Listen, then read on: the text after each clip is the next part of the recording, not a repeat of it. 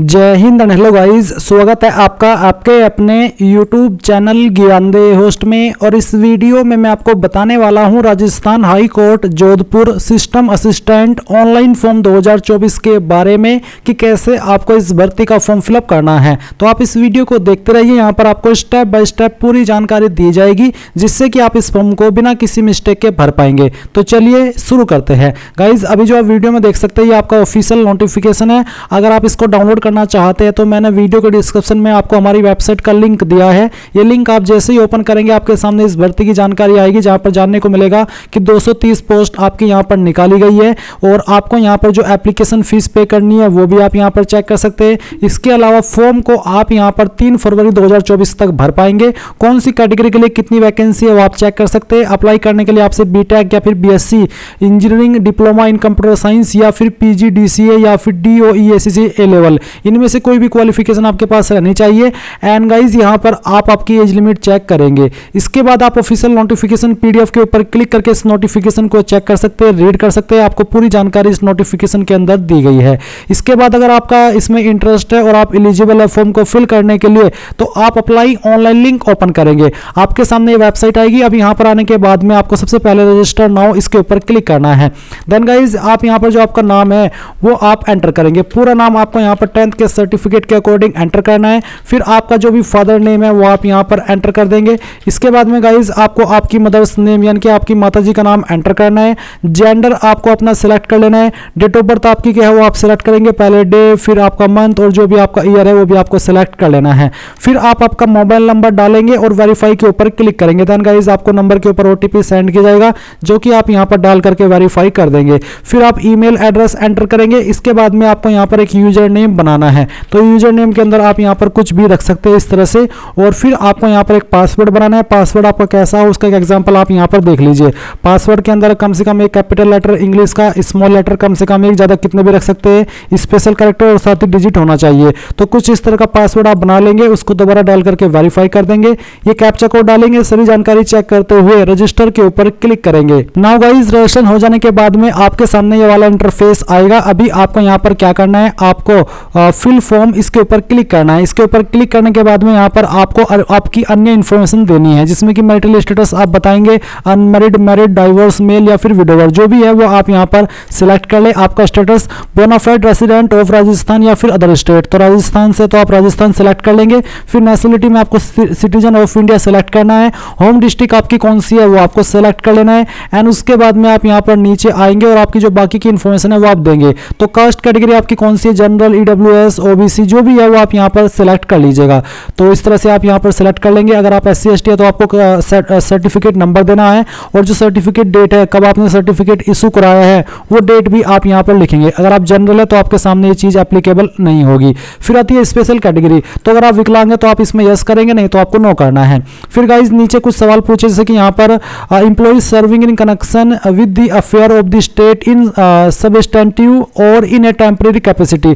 अगर आप यहाँ पर इसमें जॉब कर रहे हैं ऑलरेडी तो आप इसमें यस करेंगे, नहीं तो आपको नो करना है। फिर यहाँ पर आता है रिजर्विस्ट डिफेंस सर्विस पर्सनल, अगर आप है तो आप यहाँ पर यस करें, नहीं तो आपको नो करना है। अगर आप सिंपल फ्रेशर है तो आप दोनों में नो कर देंगे। एक्स सर्विस मैन है तो यहाँ पर इसमें भी आप नो करेंगे, अगर है तो यस, नहीं तो आपको नो करना है। अगर आप एक मेधावी खिलाड़ी या स्पोर्ट्स पर्सन है तो 3.6 में यस करें, नहीं तो आपको नो करना होगा। अब आती है एड्रेस डिटेल, तो 4 पॉइंट के अंदर जो भी आपका एड्रेस है वो आप यहाँ पर लिखेंगे। सिटी विलेज का नाम आपको यहाँ पर देना है। डिस्ट्रिक्ट आपकी जो भी है वो आप यहाँ पर लिख देंगे। पिन कोड आपका क्या है वो आपको यहाँ पर डाल देना है। फिर यहाँ पर जो भी आपकी स्टेट है वो स्टेट आपको सिलेक्ट कर लेनी है। और इसके बाद में यहाँ पर गाइज आप नीचे देखेंगे आपकी क्वालिफिकेशन की जानकारी का ऑप्शन दिया है। तो आपको यहाँ पर एजुकेशनल क्वालिफिकेशन में सबसे पहले सेकेंडरी यानी कि 10वीं की जानकारी देनी है। 10वीं आपने किस बोर्ड से किया है उस बोर्ड का नाम आपको यहाँ पर एंटर कर देना है।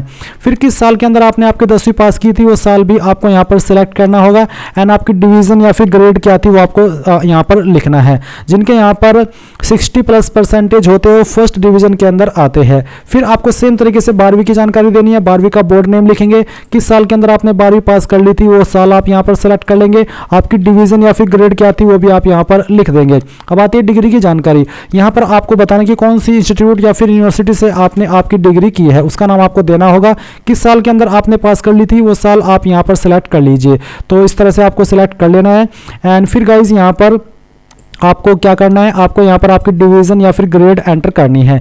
अब आता है कंप्यूटर क्वालिफिकेशन। तो जो आपके पास कंप्यूटर क्वालिफिकेशन है वो आपने किस इंस्टीट्यूट से की है, उस इंस्टीट्यूट का नाम आपको यहाँ पर लिखना है और कब आपने पास की थी उस साल आप यहाँ पर सेलेक्ट कर लेंगे एंड आपकी डिवीजन या फिर ग्रेड क्या थी वो आप यहाँ पर लिख देंगे। कोई अन्य क्वालिफिकेशन है तो आप अदर क्वालिफिकेशन में दे दीजिएगा, नहीं तो आप इसको खाली भी छोड़ सकते हैं।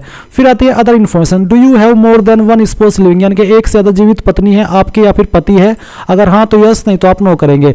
Have you accepted dowry in your marriage, क्या आपने अपनी शादी में दहेज लिया था, अगर हाँ तो यस, नहीं तो आप नो करेंगे। फिर आता है कि are you married to the person having already a wife living, यानी कि क्या आपने उस व्यक्ति से शादी की है जिसकी ऑलरेडी एक वाइफ है जो कि जीवित हो, अगर हाँ तो यस, नहीं तो आप नो करेंगे। क्या आपके ऊपर कोई एफआईआर दर्ज हुई है कभी, अगर हाँ तो यस, नहीं तो आपको नो करना है। फिर क्या आप किसी ऑफेंस में इन्वॉल्व रहे टर्पिट्यूड और आपको किसी दोषी पाया गया है किसी केस में, अगर हाँ तो यस करें, नहीं तो आपको नो करना है। इसके बाद में क्या कभी किसी आप एग्जाम बोर्ड से निकाले गए हो, डिबेट किए गए हो, ब्लैक लिस्ट किए गए हो, अगर हाँ तो यस, नहीं तो आप इसमें नो कर देंगे। इसके बाद में डिक्लेरेशन पर आई एग्री करना है और आपको यहाँ पर नीचे आना है, फोटोग्राफ एंड सिग्नेचर को अपलोड करना है। उसके पहले जहाँ से आप इस फॉर्म को भर रहे हैं उस पैलेस का नाम आपको लिखना है और जो आपका फोटो है उसका साइज 10 से 25 KB रखा है, फॉर्मेट जेपीईजी या फिर जेपीजी का चल जाएगा। तो आप चूज फाइल के ऊपर क्लिक करेंगे, जहाँ पर आपकी फोटो फाइल है वो आपको सिलेक्ट करनी है और यहाँ से ओपन करना है। तो इस तरह से आपका फोटो आएगा। अब जहाँ पर आपका सिग्नेचर है वो आपको फाइल सिलेक्ट करनी है, इसका भी 10 से 20 के बीच में 10 से 20 KB के बीच में साइज रखा है। तो सिग्नेचर ओपन कीजिए। फिर आता है upload front side of photo ID proof. तो आपको यहाँ पर एक अपनी फोटो आईडी देनी है। तो अगर आप आधार कार्ड दे रहे हैं तो जो आपका आधार कार्ड का फ्रंट पेज है वो आपको यहाँ पर सिलेक्ट करना है और जो आपकी बैक साइड है आपकी आईडी की वो आपको यहाँ पर 8.4 में अपलोड करनी है। इसके बाद एक कैप्चा कोड यहाँ पर फिल करेंगे and then save and make payment, इसके ऊपर क्लिक करेंगे। अब आपके सामने यहाँ पर कुछ ऐसा इंटरफेस आएगा जैसे कि आप वीडियो में देख सकते हैं। अभी आपको ऑटोमेटिकली पेमेंट के पेज पर ट्रांसफर किया है। तो आप अपनी एप्लीकेशन फीस, नेट बैंकिंग या फिर एग्रीगेटर यानी कि आपको सभी माध्यम चाहिए फीस जमा करने के, तो आप इनमें से बिल डेस्क सिलेक्ट करें, पे नाउ के ऊपर क्लिक करें। अब आपको यहाँ पर पेमेंट के काफी सारे ऑप्शन मिलेंगे। तो आप पहले तो इस जानकारी को कंफर्म करते हुए प्रोसीड के ऊपर क्लिक कीजिए और फिर आपको यहाँ पर अगले इंटरफेस पर आना है। तो आपके सामने कुछ ऐसा इंटरफेस आ जाएगा जहां पर आप अपनी fees, net banking, debit, credit card, wallets यानी कि जिस भी माध्यम से चाहे जमा कर सकते हैं। जैसे ही आप यहाँ पर किसी भी माध्यम का इस्तेमाल करके फीस जमा कर देंगे तो आपको इसी वेबसाइट पर भेजा जाएगा जहां से आपने फॉर्म फिल करना स्टार्ट किया था और आप अपने फॉर्म का फाइनल प्रिंट आउट ले पाएंगे। एंड गाइज, अगर आपकी फीस बैंक अकाउंट से कट हो जाती है और वेबसाइट के ऊपर अपडेट नहीं होती है तो आपको कम से कम 24 से 48 घंटे का वेट करना है। इस समय के अंदर आपकी फीस या तो अपडेट होगी या फिर रिफंड कर दी जाएगी। कहने का मतलब यह है कि दो बार आपको फीस जमा नहीं करनी, नहीं तो दोनों बार की चली जाएगी और कोई रिफंड भी नहीं होगी। सो ये था आपका पूरा प्रोसेस। आई होप आपको पसंद आया होगा। कोई सवाल, कोई डाउट रह गया हो तो कमेंट के माध्यम से पूछ लीजिएगा। Thanks for watching. जय हिंद।